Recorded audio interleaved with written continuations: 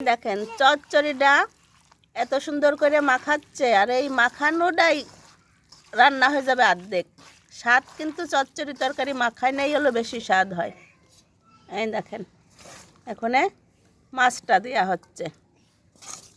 আপনারা কিভাবে রান্না করেন সেটাও একটু কমেন্ট করে জানাবেন। এখন তো সবাই আপুরাও রান্না করে, ভাইয়ারাও রান্না করে, সবাই রান্না করে।